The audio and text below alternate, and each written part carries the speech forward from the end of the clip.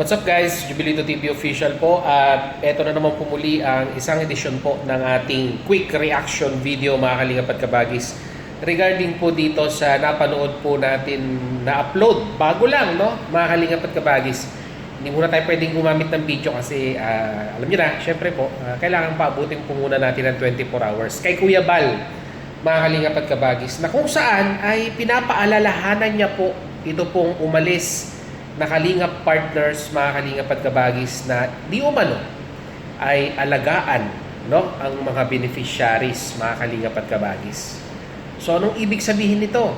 Kasi po doon po sa video upload ni Kuya Bal ay meron po talaga na nagsalita no, na isang beneficiary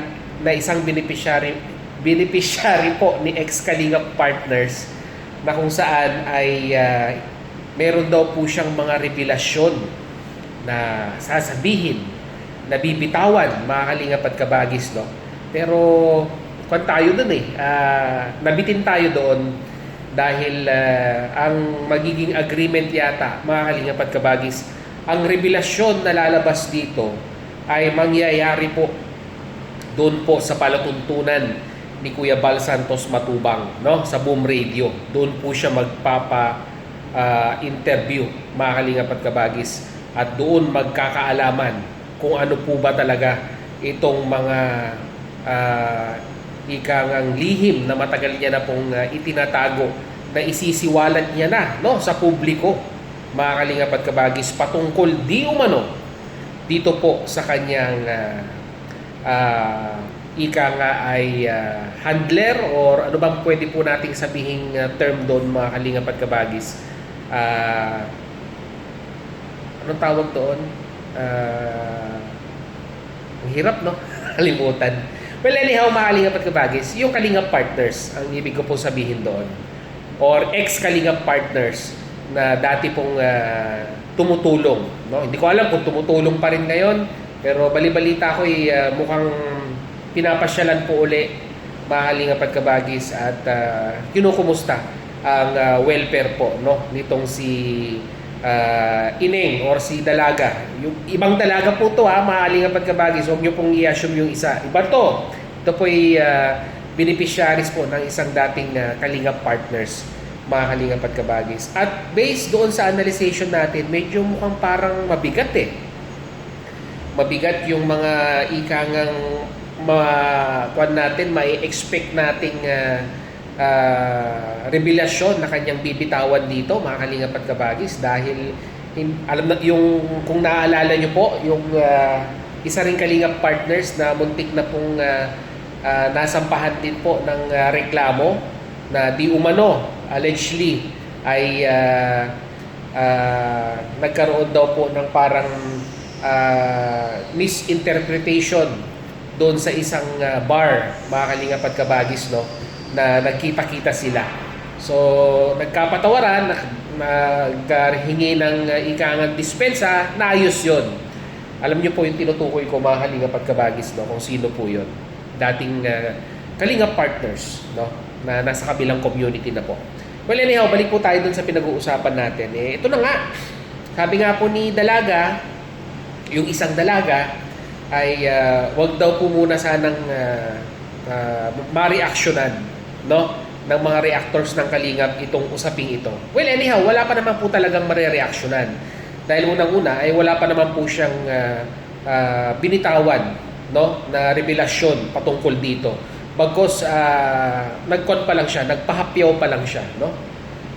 Nagpahapyaw pa lang siya ng mga pwedeng sabihin, no, patungkol po dito sa dating kalingap partner na ito, mga kalingap at kabagis, na ika nga ay tumutulong po sa kanya.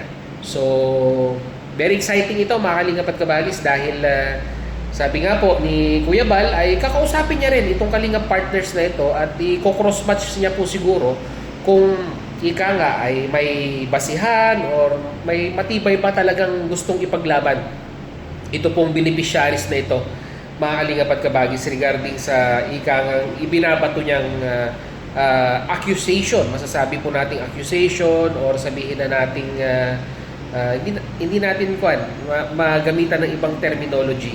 Pero yun nga, titimbangin ni Kuya Bal kung ito bang mga sinasabi ni Dalaga ay may basihan or i-cross ko niya po siguro.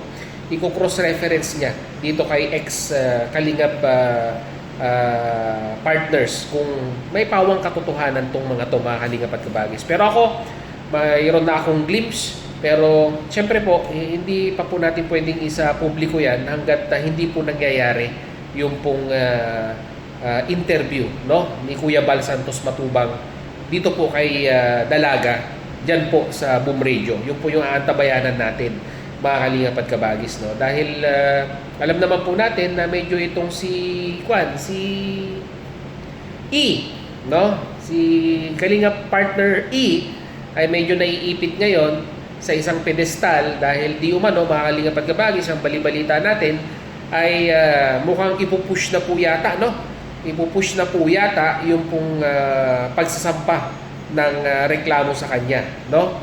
So medyo hindi po magandang simulain ito sa pagbalik po nila galing Korea dahil yun po yung nababalitaan natin, mga Kalingap at Kabagis, no? Na pinaplano po ngayon na ikinakasa di umano, mga Kalingap at Kabagis, ng kampo po, no, sa kabila. At ano pang update natin dito, mga Kalingap at Kabagis? Yung comment ni Dalaga, no? Yung comment ni Dalaga na kung saan ay mukhang doon po sa isang post ng isang supporters na di umano'y sabi, huwag kang aalis ng Kalingap dahil mababash ka. Yun po yung caption doon. Pero ang sagot ni Dalaga doon sa post na iyon ay parang di umano ay handa na daw po siya. Tapos meron pong emoji na nakangiti, mga Kalingap at Kabagis, no? So nagiging intense na po.